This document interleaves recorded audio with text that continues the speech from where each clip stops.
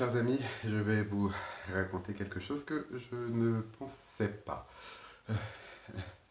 qu'un jour je raconterai dans une vidéo.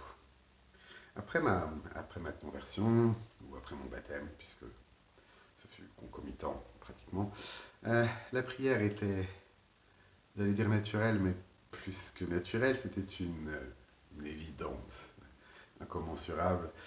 J'avais été sauvé, hein, joie, liberté. La prière, elle était volontaire, involontaire, ça ne changeait rien. Je me réveillais, je me couchais, je marchais, je faisais du vélo. Les mots venaient. Et ce n'étaient pas des mots brillants, hein, ce n'était pas de la théologie. Je parlais à mon père. C'était un dialogue, en fait, permanent. Quelque chose d'aussi simple que de respirer. J'en ai parlé de ce qui s'est passé par la suite, parce que allez, un an et demi plus tard, soyons honnêtes, en fait, il n'y a pas eu d'événement déclencheur. Il n'y a pas eu de crise, il n'y a pas eu de péché spectaculaire, il n'y a rien eu de dramatique. Ce qu'il y a eu, c'est une érosion. Un matin, sauté, et puis deux, et puis une semaine, et puis au bout d'un moment, en fait, on ne compte même plus. On a cessé de compter parce que compter, ça aurait été encore se souvenir que nous devions, que je devais. Et le pire, c'est que je savais exactement ce que j'étais en train de perdre, parce que je l'avais goûté.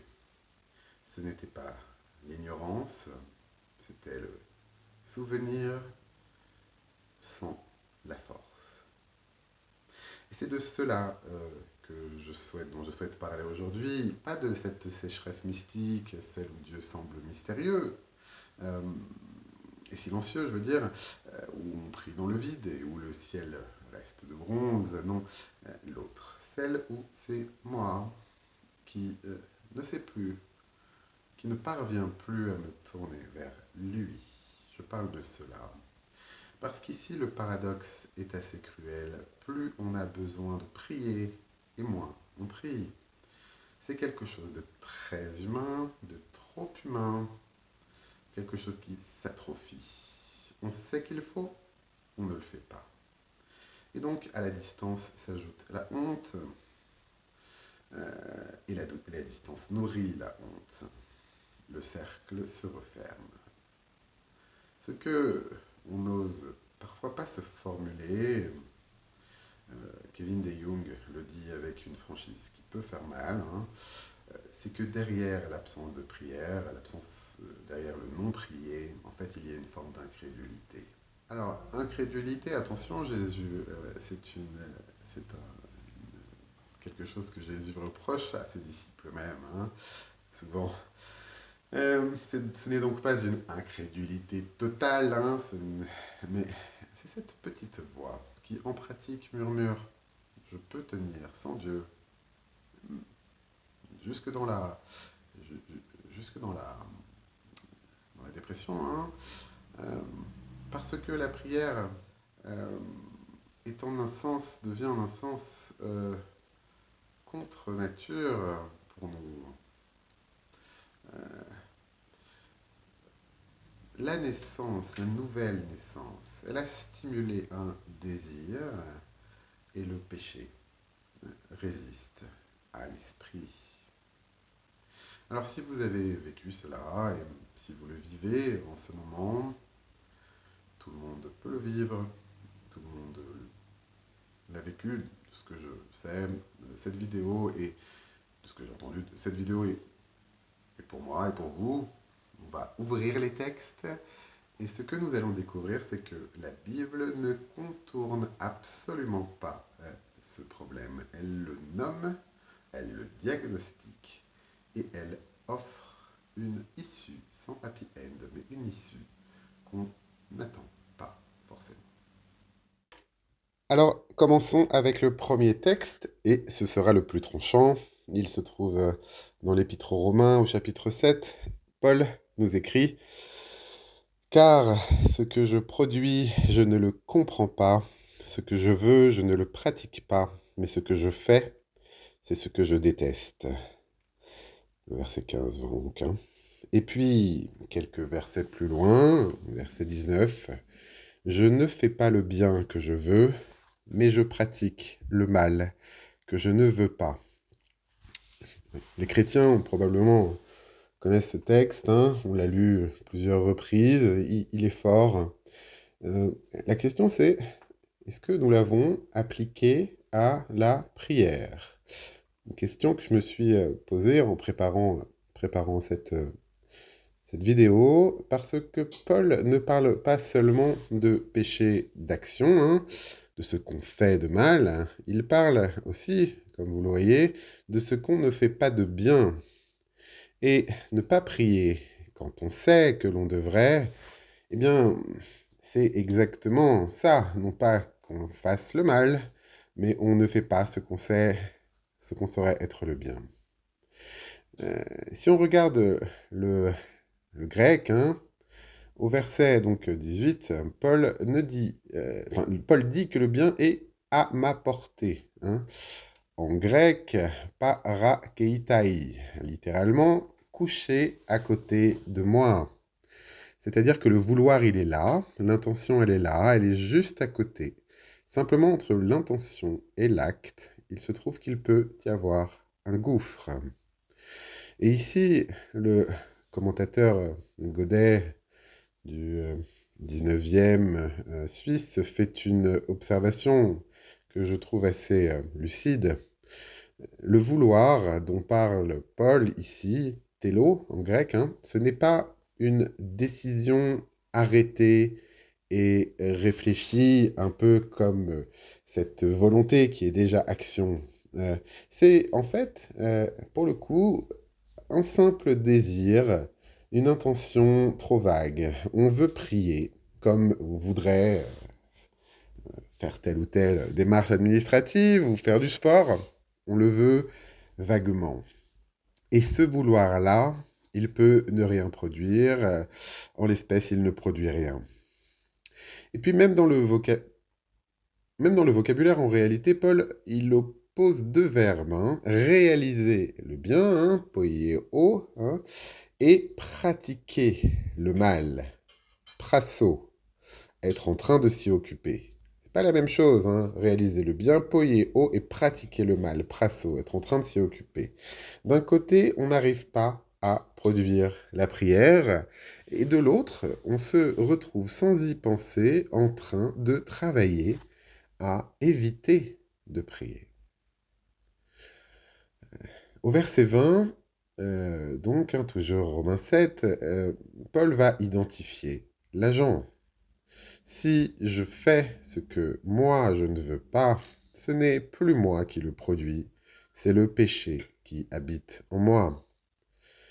Voilà, Paul ne se déresponsabilise pas, il dit quelque chose de plus profond. Il y a en moi une puissance qui agit contre ma propre volonté.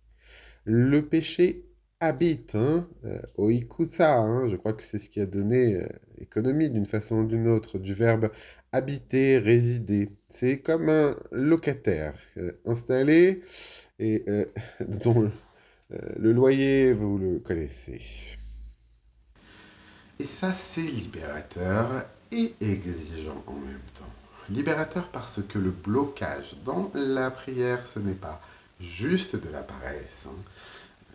C'est une manifestation de la puissance du péché sur la volonté elle-même. Et c'est exigeant parce que si le problème est dans la volonté, eh bien la volonté ne peut pas être la solution.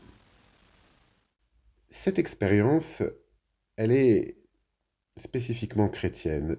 Je veux dire que quand, par exemple, le philosophe Sénèque dit « ce que je veux, je ne le veux pas », ce qu'il exprime, c'est un regret déjà, et un regret moral.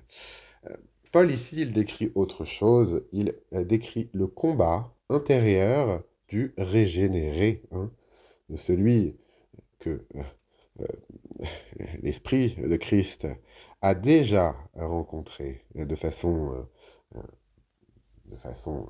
définitive, hein, pour moi. Ce n'est donc pas un problème de discipline personnelle, c'est un combat spirituel qui appelle un secours spirituel. Jésus lui-même l'a dit à ses disciples, hein, qui s'endormaient à Gethsémanée, vous savez quand, en Jean, quelque temps après ça, oui, en Luc, quelque temps avant sa dénonciation par Judas. Donc, il l'a dit à ses disciples, hein, qui s'endormaient, incapables de veiller 1 heure avec lui.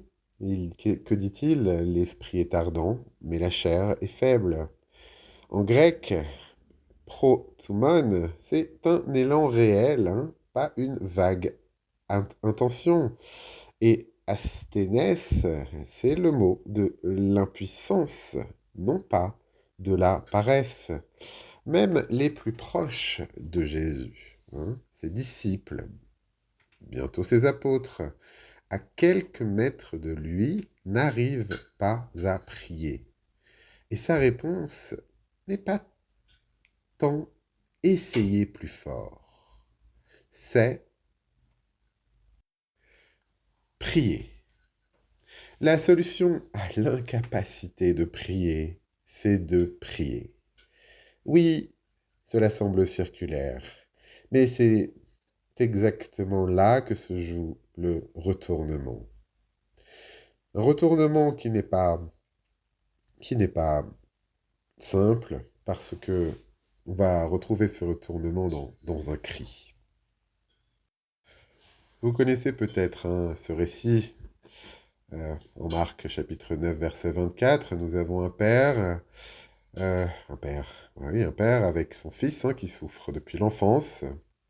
Un esprit le jette dans le feu et dans l'eau pour le faire périr. Les disciples qui reviennent, en tout cas en Marc, oui, qui descendent de la montagne et de la transfiguration, enfin les autres du coup, et les autres disciples, ils ont essayé et ils ont échoué. C'est pas tout le temps que les disciples échouent. Euh, et le Père vient donc vers Jésus et il lui dit, donc au verset 22, en Marc chapitre 9, si tu peux faire quelque chose, laisse-toi émouvoir et viens à notre secours. Et là, Jésus va retourner la condition. Si tu peux, il lui dit, tu peux, tout est possible pour celui qui croit. C'est le verset 23. Ce n'est plus si tu peux, c'est si tu crois. La condition, elle a changé de côté. Et c'est là que le Père fait quelque chose d'absolument extraordinaire. Aussitôt, le père de l'enfant s'écria: Je crois, viens au secours de mon manque de foi. Verset 24. Le verbe, on parle bien de crier, hein, c'est craso, crier, pas dire. Hein, rien à voir avec le fait de répondre calmement, hein, crier. Et un commentateur va noter que le père peut parler de son fils, mais pour la foi, là, il doit crier. Quand nous n'arrivons plus à prier proprement, avec des mots, avec une structure, il reste quelque chose, le cri. Parce que le cri brut est déjà prière. En fait, si nous regardons le grec d'un peu plus près, viens au secours de mon manque de foi. Donc en grec, hein, boétei, mouté, apistia. En fait, la grammaire, elle ouvre deux lectures, hein, au niveau purement grammatical. Première lecture, viens au secours de mon incrédulité, aide-moi à la vaincre. Et puis deuxième lecture, aide-moi même si je suis incrédule. En fait, la première lecture, viens au secours de mon incrédulité, autrement aide-moi à la vaincre, est plus riche pour notre sujet. Parce que dans cette lecture, le Père ne demande pas seulement la guérison de son Fils, il demande la guérison de sa propre foi. Il demande à Jésus d'intervenir sur l'incrédulité elle-même. C'est fort, hein? Euh, les incrédules, hein? Euh, les apôtres l'ont été incrédules à plusieurs reprises. Euh, Notamment là, bon, Jésus parle d'Israël, me semble-t-il, ici, mais il demande à Jésus donc d'intervenir sur l'incrédulité, et c'est la prière pour prier. C'est la demande du désir. Avant de demander quoi que ce soit à Dieu, ici, on demande le désir de demander. Et voilà ce qui est libérateur, hein. C'est un commentateur du 19e siècle qui écrit, je cite, le père devient croyant, non pas quand il accumule un quantum suffisant de foi, mais quand il risque tout sur le peu qu'il a, quand il livre son insuffisance à la vraie suffisance, à tout ce qui suffit, dirais-je, de Jésus. Et Spurgeon, lapidaire, ajoute, il y avait là de la foi, même mêlée d'incrédulité. Et c'est cette foi-là qui l'a fait prier. Autrement dit, il y a un paradoxe qui est magnifique qu'un commentateur relève. Seule une foi réelle peut voir sa propre insuffisance. Celui qui ne croit pas du tout ne sait même pas qu'il ne croit pas, hein. Le fait même de souffrir de ne pas prier est un signe que la relation n'est pas morte. Sachons-le positivement. Nous n'avons pas besoin de retrouver une vie de prière complète avant de recommencer, hein. Le fragment suffit, le cri, il est là. Ce père a donc demandé que son incrédulité soit guérie, la guérison de son incrédulité, et il se trouve que 1000 ans avant lui, un roi, et pas n'importe lequel, avait formulé la même demande en allant encore plus loin. Ce qu'il a demandé, ce n'est pas seulement, ce n'est même pas du tout la guérison, il a demandé la création. Quel est le contexte? Eh bien, nous sommes dans le psaume 51. David, après la chute, hein, après Bethsabée, après le meurtre d'Uri, après que Nathan l'ait regardé dans les yeux et lui ait dit « Tu es cet homme-là », eh bien, David ne prie pas depuis une forme de désert mystique, il prie depuis un effondrement moral. Et ce qui est frappant, c'est qu'il ne demande pas seulement le pardon, hein, il demande quelque chose de bien plus radical. Je cite, c'est le verset 12 du psaume 51. « crée en moi un cœur pur, ô Dieu, rends à nouveau le souffle sûr en moi. » Il ne s'agit pas tant d'une nouvelle création, mais c'est ainsi que les hommes parlent. De toute façon, le verbe est réservé à Dieu, hein. Le premier mot hébreu qu'il faut voir ici, c'est para, créer. C'est le verbe de Genèse, chapitre 1, verset 1. Et si nous faisons une recherche dans tout l'Ancien Testament, on découvre quelque chose d'assez remarquable. Ce verbe n'a jamais de sujet humain. Jamais. Seul Dieu crée au sens de bara. Godet le dit clairement. Pour un état de péché aussi profond, hein, nous savons le contexte de David, une amélioration partielle ne va pas suffire. Il ne faut rien moins qu'une nouvelle création. C'est ce que demande David. David ne demande pas plus de discipline, il ne demande pas plus de rigueur, il ne demande pas un agenda de prière, hein. Il demande quelque chose tout simplement que lui-même est structurellement incapable de produire. La grâce précède la création est là une fois pour toutes, mais lui, il demande. Il ne demande pas, même C'est sa façon de le demander, mais on ne recommence pas à prier par la volonté. On demande à Dieu de créer en nous ce qu'on n'y sent plus, et même, pour David, ce qui n'y est plus. Allons au verset 14 du même psaume. Rends-moi la gaieté de ton salut et qu'un souffle généreux me soutienne. Rends-moi. En hébreu, c'est Ashiva. C'est le hifil du verbe shuv, revenir. Le hifil, c'est l'hébreu, c'est le causatif. David ne dit pas je reviens à la joie, il dit fais-la revenir. C'est Dieu qui est l'agent du retour. Ici. Le retour est un don et pas un accomplissement. L'homme qui n'arrive plus à prier ne peut pas se donner à lui-même le désir de prier.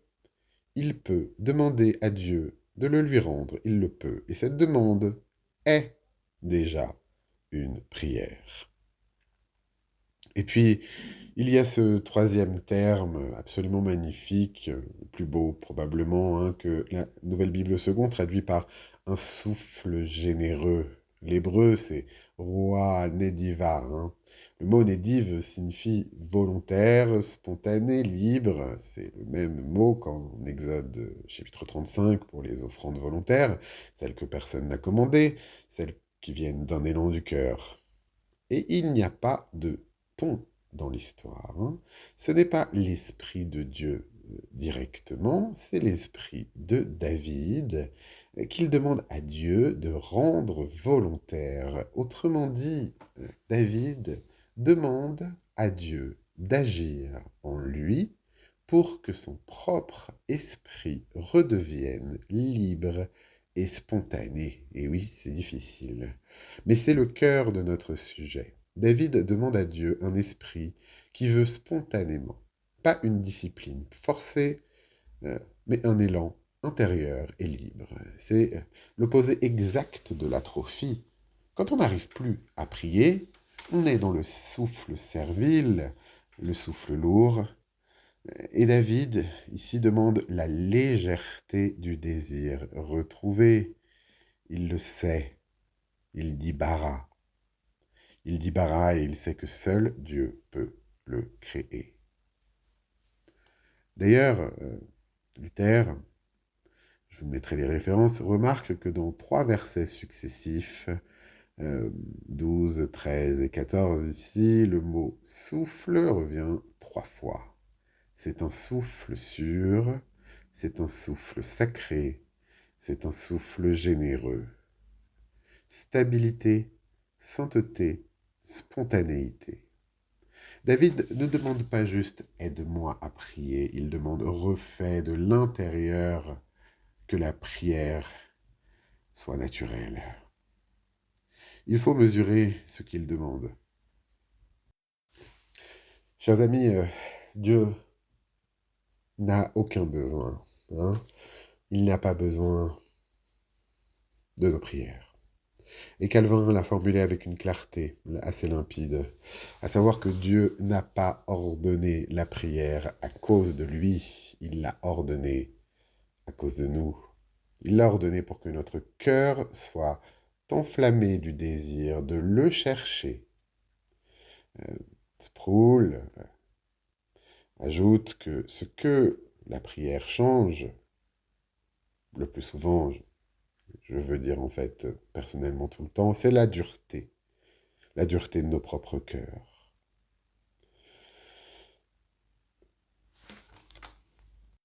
C'est comme pour faire une analogie, une métaphore, c'est comme une clé remise entre les mains de l'homme pour rentrer à toute heure dans son glorieux domaine.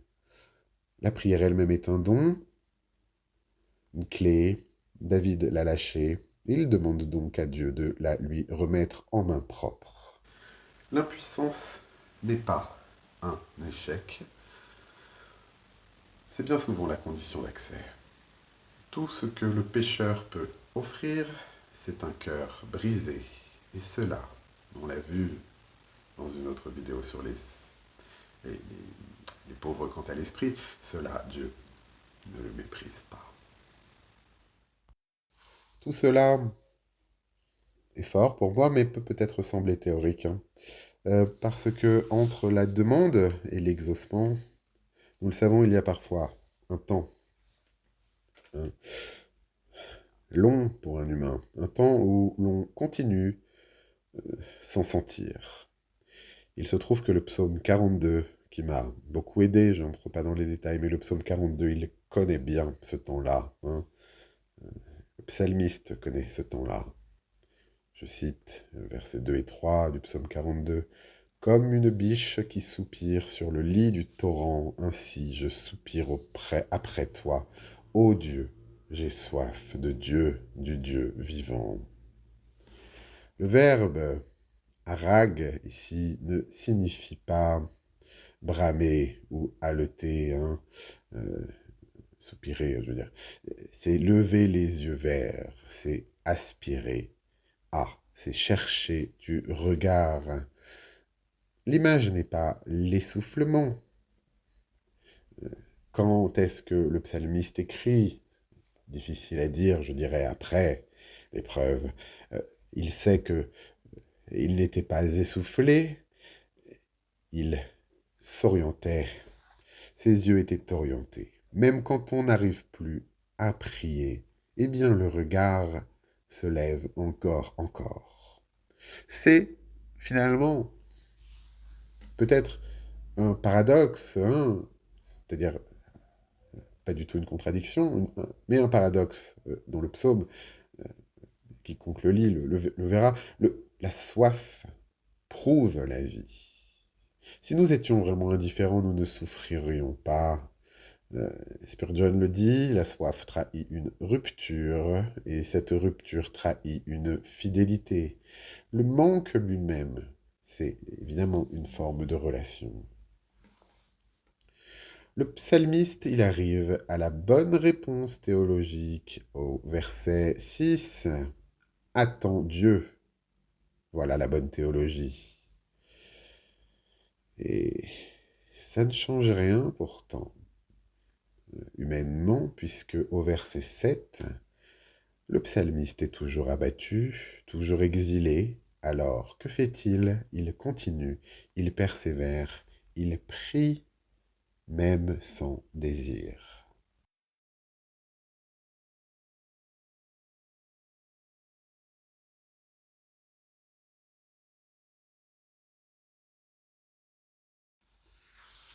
Les psaumes 42 et 43 donc montrent une progression humaine lente, hein. Dans la première strophe, le psalmiste parle de Dieu à la troisième personne, et dans la deuxième, il parle à Dieu, mon roc. Et dans la troisième, il l'appelle Dieu, ma joie et mon allégresse, hein. Psaume 43, verset 4. Il y a du temps. Le retour à la prière, ce n'est pas un déclic, c'est une progression où l'on passe de parler de Dieu à parler à Dieu. Et ce qui rend cette progression possible, c'est pour le dire humainement, la direction du regard, mais que Dieu produit chez ses enfants, chez ses régénérés. Il faut les yeux fixés. Hébreu nous aide ici, l'épître aux Hébreux. Je vous le lis, c'est au chapitre 12, versets 1 et 2 de l'épître aux Hébreux. Courons avec persévérance l'épreuve qui nous est proposée, les yeux fixés sur Jésus, qui est le pionnier de la foi et qui la porte à son accomplissement. Le grec dit quelque chose que le français ne rend pas parfaitement, hein. Les yeux fixés, aphorontes eis. Le préfixe apo, il, aphorontes, il signifie en se détournant d'eux. Ce n'est pas simplement regarder vers, c'est détourner les yeux de tout le reste pour les fixer sur Il se trouve que ce verbe n'apparaît que 2 fois, uniquement 2 fois, dans tout le Nouveau Testament. Quand nous n'arrivons plus à prier, en fait, voilà, il y a un diagnostic ici. Quand on n'arrive plus à prier, qu'est-ce que nous regardons? Son propre échec, la honte. On tourne en boucle sur soi-même. L'injonction d'Hébreux, chapitre 12, n'est pas de nier tout ça, c'est simplement de détourner le regard pour le réorienter. C'est au fond le même geste que le harag du psaume 42, lever les yeux. Même geste, même direction. Ici, Jésus n'est pas seulement ce modèle, celui qui a couru avant nous, il est le pionnier archegos, c'est celui qui porte la foi à son accomplissement, téléiotes. Spurgeon commente, l'épreuve qui nous est proposée révèle clairement notre impuissance en dehors de la grâce divine. Nous sommes contraints, avant même de faire un pas, de plier le genou et de crier vers le fort pour obtenir la force. Nous ne gagnerons pas le combat contre l'atrophie par la discipline uniquement. Nous la recevons, cette victoire, de celui qui a déjà achevé la course. La grâce seule, sur la gratia, ce n'est pas seulement la doctrine du salut, c'est la doctrine de la vie, la doctrine de la vie de prière. Alors, est-ce que les textes nous ont offert une solution? Peut-être, mais en tout cas, pas de happy end ici, Rien de spectaculaire à offrir, ni dans cette vidéo, ni je le crois, dans les Saintes Écritures. Le cœur priant ne se reconstruit pas en un jour. Il se reconstruit jamais en un jour. Mais en ouvrant les textes, on apprend quelque chose. Premièrement, le blocage, ce n'est pas de la paresse. Le blocage, c'est Romains chapitre 7. Le péché lui-même agit sur la volonté elle-même. Et le nommer le péché, c'est déjà commencer à desserrer son emprise sur la volonté. Voilà.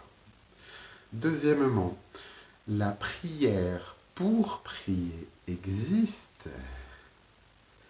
La prière est un don de Dieu. C'est Marc, on l'a vu, chapitre 9, verset 24. Viens au secours de mon manque de foi.